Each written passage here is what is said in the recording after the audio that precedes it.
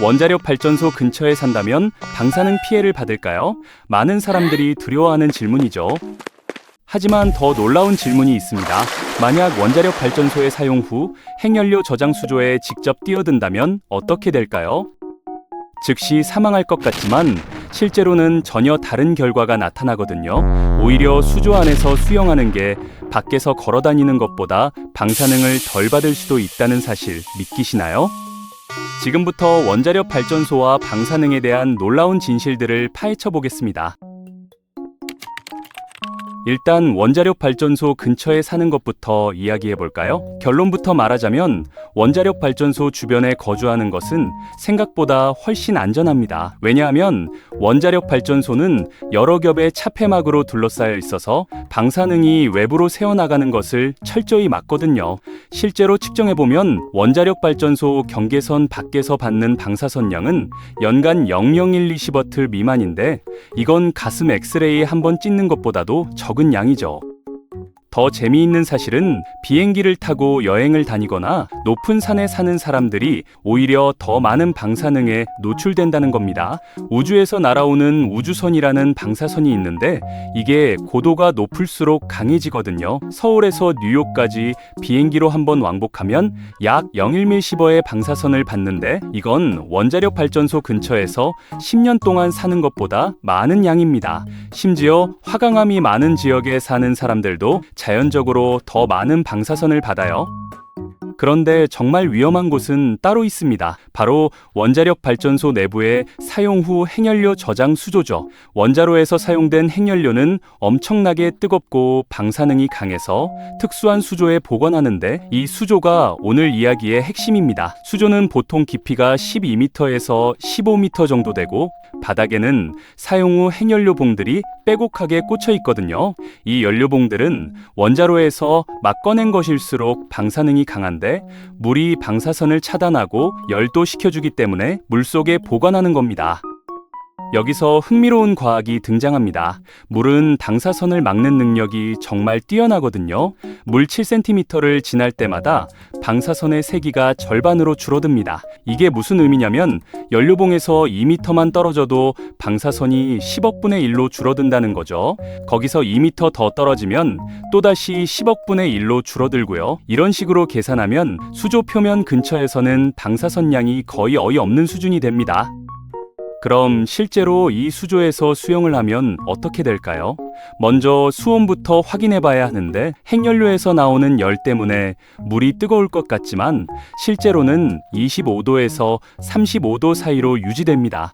이론적으로는 50도까지 올라갈 수 있지만 냉각 시스템이 계속 작동하기 때문에 실제로는 따뜻한 수영장 정도의 온도죠. 오히려 온천이나 찜질방보다 시원한 수준입니다.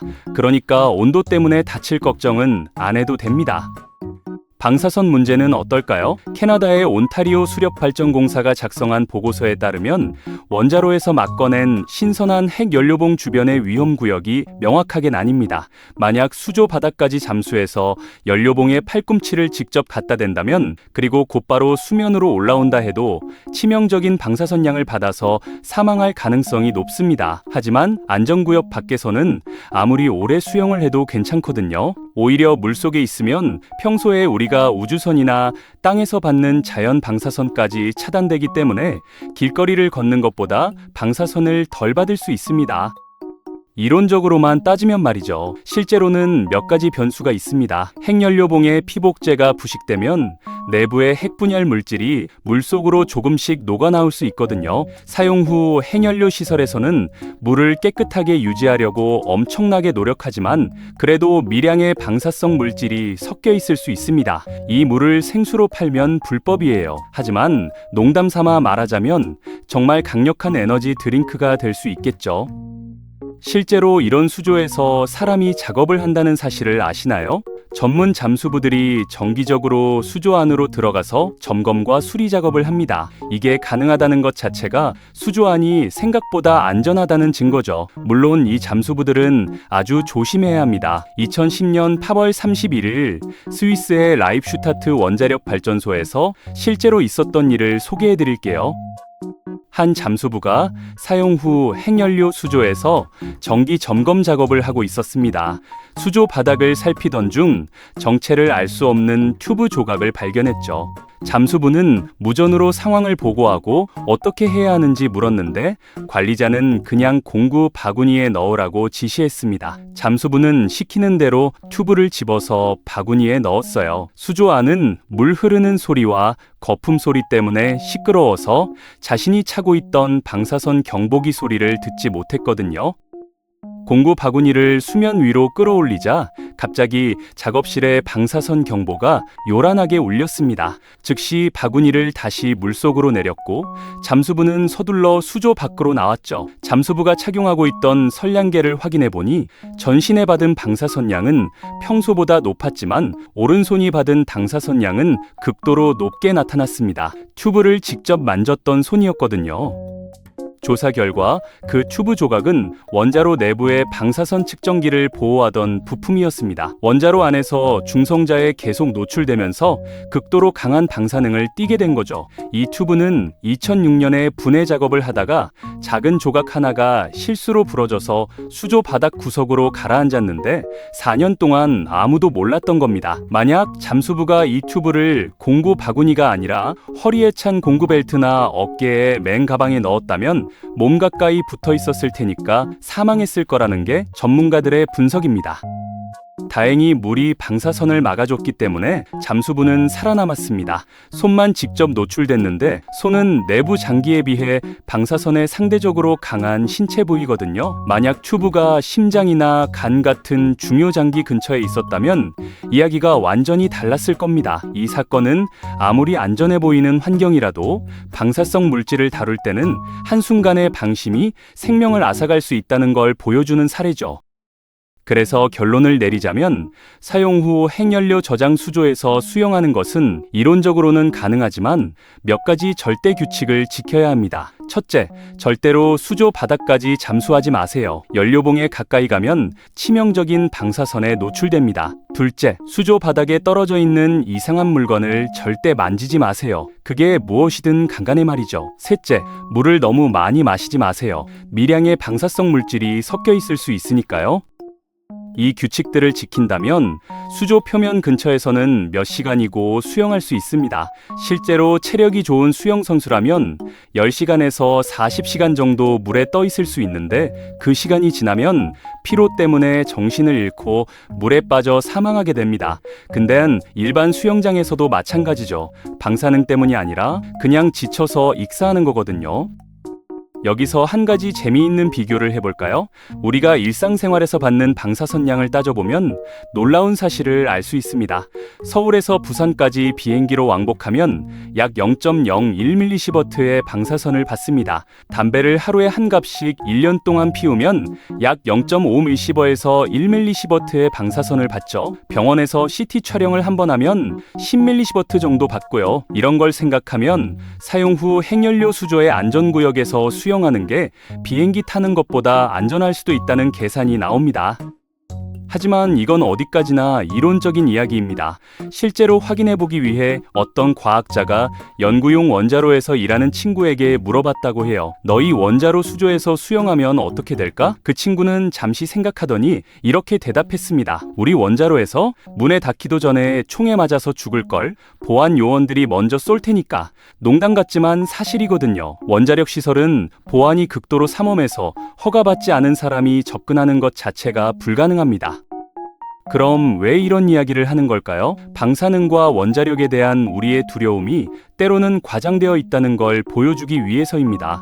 물론 방사능은 위험합니다. 하지만 적절히 관리되고 차폐되면 생각보다 훨씬 안전하게 다룰 수 있거든요. 실제로 전 세계적으로 수백 명의 잠수부들이 정기적으로 사용 후 핵연료 수조에 들어가서 작업을 하고 있고 대부분은 아무 문제 없이 업무를 수행합니다. 방사선 차폐에서 물의 역할은 정말 놀랍습니다. 물 분자는 수소 원자 2개와 산소 원자 하나로 이루어져 있는데 이 구조가 방사선을 흡수하는데 아주 효과적이거든요. 특히 중성자라는 입자를 막는 데는 물만한 게 없습니다. 그래서 원자력 발전소뿐만 아니라 연구용 원자로나 의료용 방사선 장비 주변에도 물을 이용한 차폐 시스템이 많이 사용되죠. 물론 사용 후 행연료는 수십 년 동안 물속에 보관된 후에야 안전하게 다른 곳으로 옮길 수 있습니다. 처음 몇 년 동안은 방사능도 강하고 열도 많이 나지만 시간이 지나면서 점점 안정화되거든요. 보통 20년에서 30년 정도 물속에 보관한 다음에 건식 저장 용기라는 특수한 통에 넣어서 장기 보관합니다. 이 용기들은 콘크리트와 금속으로 만들어져서 방사선을 완전히 차단하죠. 사용 후 행연료를 어디에 최종적으로 보관할 것인가는 전 세계적으로 아직 해결되지 않은 문제입니다. 핀란드처럼 지하 깊숙이 연구 처분장을 만든 나라도 있지만 대부분의 나라들은 아직 임시 저장 시설에 보관하고 있거든요. 한국도 마찬가지입니다. 언젠가는 이 문제를 해결해야 하는데 정치적으로나 기술적으로 쉽지 않은 과제죠.